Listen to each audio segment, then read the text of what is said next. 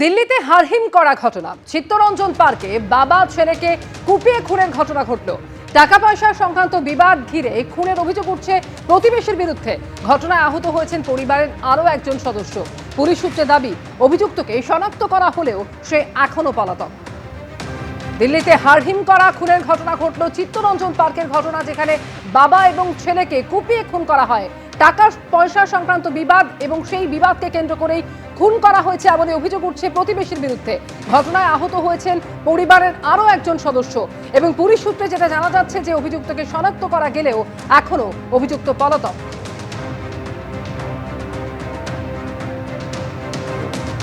এদিকে রাজ্যে প্রচার কর্মসূচি চলছে জোর কদমে, আর সেই প্রচার মঞ্চ থেকে চ্যালেঞ্জ পাল্টা চ্যালেঞ্জের ধারাও অব্যাহত। 23 তারিখ ঘরে থাকবেন, না হলে 5 তারিখের পর উল্টো ঝুলিয়ে সোজা করব। রাজ্যে প্রচারে এসে তৃণমূলের গুন্ডাদের নাম করে এই ভাষাতেই হুঁশিয়ারি দিয়ে গেছেন অমিত শাহ। বুকের পাটা থাকলে আর বাপের ব্যাটা হলে 4 তারিখ কলকাতায় থাকবেন। শুক্রবার সবংয়ের সভা থেকে অমিত শাহকে এই ভাষাতেই পাল্টা হুঙ্কার দিলেন অভিষেক বন্দ্যোপাধ্যায়। ममता के गुंडे भी सुन ले, घर में बने रहना 23 को, नहीं तो 5 के बाद उल्टा लटका कर सीधा करने का काम। যদি আপনার বুকের পাটা থাকে আর বাপের বেটা হন, 4 তারিখ কলকাতায় থাকবেন। जो ये गुंडा लोगों को देखते हैं ना, एक ही दिन में वो लोग पताल का अंदर चला जाएगा।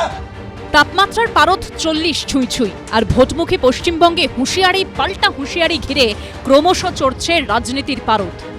मैं आज कहकर जाता हूं, इस चुनाव में ममता का एक भी गुंडा आपको उंगली नहीं लगा पाएगा, नहीं लगा पाएगा। और ममता के गुंडे भी सुन ले, 5 तारीख के बाद भारतीय जनता पार्टी की सरकार आने वाली है। घर में बने रहना 23 को, नहीं तो 5 के बाद उल्टा लटका कर सीधा करने का काम। অমিত শাহ আজ থেকে 4 দিন আগে তিনি বলেছেন তৃণমূলের লোকেরা 23 তারিখ বাড়ি থেকে বেরোবেন না।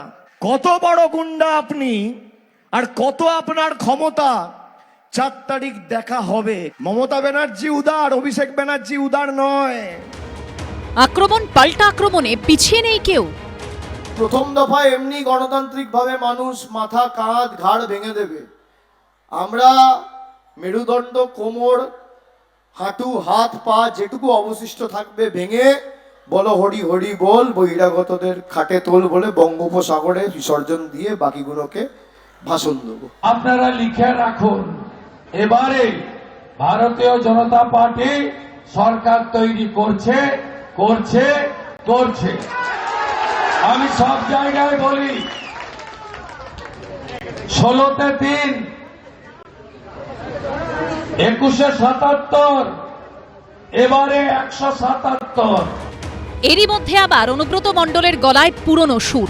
এবার তাঁর নিশানায় কাশ্মীর থেকে ভোট উপলক্ষে এরাজ্যে আসা বিশেষ গাড়ি মার্কসম্যান। সাজোয়া গাড়ি আসুক আর যাই আসুক, নিশ্চয়ই ইন্ডিয়া আমেরিকা যুদ্ধ লাগে না। এটা রয়্যালের টাইগার, বেশি লড়ালড়ি করলে সাজোয়া গাড়ি গাড়ি সব খেয়ে যাবে। প্রস্তুত ভোটাররা, তৈরি দলগুলি, রেডি কেন্দ্রীয় বাহিনী। এবার দেখার ভোট কেমন হয়। সৌমেন চক্রবর্তী, হংসরাজ সিংহ ও ভাস্কর মুখোপাধ্যায়ের রিপোর্ট, এবিপি আনন্দ। 3বার তৃণমূলের টিকিটে জিতে আসা বিধায়ক তিনি। এবারও চৌরঙ্গি থেকে নয়না বন্দ্যোপাধ্যায়কে প্রার্থী করেছে তৃণমূল কংগ্রেস। ভোটযুদ্ধে জিততে কোনো কষ্ট কম করছেন না তিনি। দুর্গ ধরে রাখতে দিনভর চলছে ঝোড়ো প্রচার। বিধানচন্দ্র রায়, সিদ্ধার্থ শঙ্কর রায় থেকে শিশির কুমার বসু, এরা প্রত্যেকেই কখনো না কখনো চৌরঙ্গি বিধানসভা কেন্দ্র থেকে নির্বাচিত হয়েছেন। গত 12 বছর ধরে সেই কেন্দ্রই নয়নের মণি তৃণমূলের নয়না বন্দ্যোপাধ্যায়ের। এখান থেকে 3বার তৃণমূলের টিকিটে জিতে বিধায়ক হয়েছেন তিনি। এবার লড়াই 4র্থবার জয়ের জন্য। ভোট যুদ্ধে জিততে কোনো খামতি রাখছেন না। কঠিন বলতে কি, এসআইআর এ প্রচুর নাম বাদ গেছে, জীবিত ভোটারদের মৃত বলেছে, এবং মানুষের মধ্যে একটা কি বলবো, একটা অভিমানও আছে, রাগও আছে। যে কাজ আমরা করেছি, আমাদের কর্মীরা যেভাবে রাস্তায় নেবে, আজ বিগত 5-6 মাস হয়ে গেল আমরা রাস্তাতেই আছি, রাস্তায় নেবে মানুষকে সাহায্য করেছি। তো আমার মনে হয় না যে কজন বাকি আছে তারাই মমতা ব্যানার্জিকে ভোট দেবে। 2014 সালের উপনির্বাচনে প্রথমবার চৌরঙ্গী কেন্দ্র থেকে জেতেন নয়না বন্দ্যোপাধ্যায়। এরপর 2016 এবং 2021-এর বিধানসভা ভোটেও জয় ধরে রাখেন তিনি। এবার চৌরঙ্গীতে নয়না বন্দ্যোপাধ্যায়ের বিরুদ্ধে বিজেপি প্রার্থী করেছে সদ্য কংগ্রেস ছেড়ে আসা সন্তোষ পাঠককে।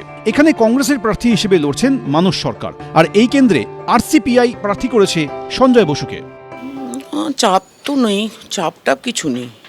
বিজেপি দেখুন সিট পাবে না, যে অত্যাচার বিজেপি করেছে বাংলার প্রতি, বাংলার মানুষের প্রতি, বিজেপি সিট পাবে না, এটা আমি আপনাকে কনফার্ম বলতে পারি। এবার কে দাঁড়িয়েছে দেখুন, আমি প্রতিদ্বন্দ্বী সবাইকেই মনে করি। যে ওই কি জানি একটা দেখলাম ব্যাটারি চিহ্ন আছে একটা, সেও আমার প্রতিদ্বন্দ্বী, এর মধ্যে কোনো ইয়ে নেই। 2021-এর বিধানসভা নির্বাচনে এই চৌরঙ্গী কেন্দ্রে বিজেপির দেবদত্ত মাঝিকে 45,000-এর বেশি ভোটে হারান তৃণমূলের নয়না বন্দ্যোপাধ্যায়। 2024-এর লোকসভা ভোটের বিধানসভা ভিত্তিক ফল অনুযায়ী চৌরঙ্গী আসনে তৃণমূল লিড পেলেও মার্জিন কমে হয় 14,645। নয়নার নয়নের মনি চৌরঙ্গী কি এবারও তাঁরই থাকবে? সেই উত্তর মিলবে 4 মে। উজ্জ্বল মুখোপাধ্যায়, এবিপি আনন্দ। প্রায় 1.5 মাস পরে খুলল হরমুজ প্রণালী।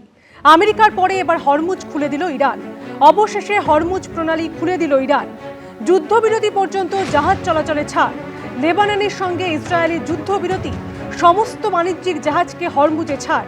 হরমুজ প্রণালী নিয়ে আশ্বাস ইরানি সেনার। 2 দিন আগেই হরমুজ থেকে অবরোধ তোলে আমেরিকা। এই মুহূর্তে হরমুজে আটকে ভারতের 15টি ট্যাঙ্কার।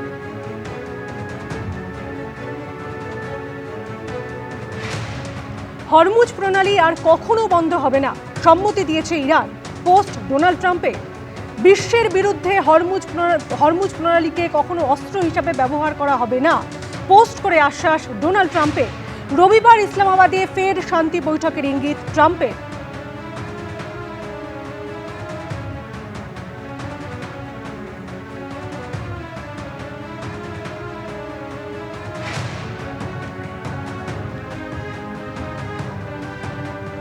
হরমুজ প্রণালী আর কখনো বন্ধ হবে না, সম্মতি দিয়েছে ইরান পোস্ট ডোনাল্ড ট্রাম্পের। বিশ্বের বিরুদ্ধে হরমুজ প্রণালীকে কখনো অস্ত্র হিসাবে ব্যবহার করা হবে না, পোস্ট করে আশ্বাস ডোনাল্ড ট্রাম্পের। রবিবার ইসলামাবাদে ফের শান্তি বৈঠকের ইঙ্গিত ট্রাম্পের।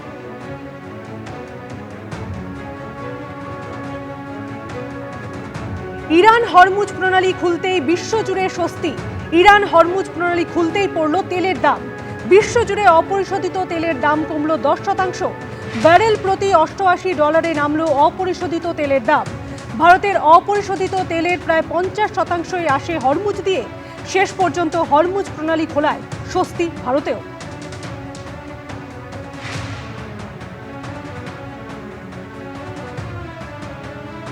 এবিপি আনন্দ, এগিয়ে থাকে, এগিয়ে রাখে।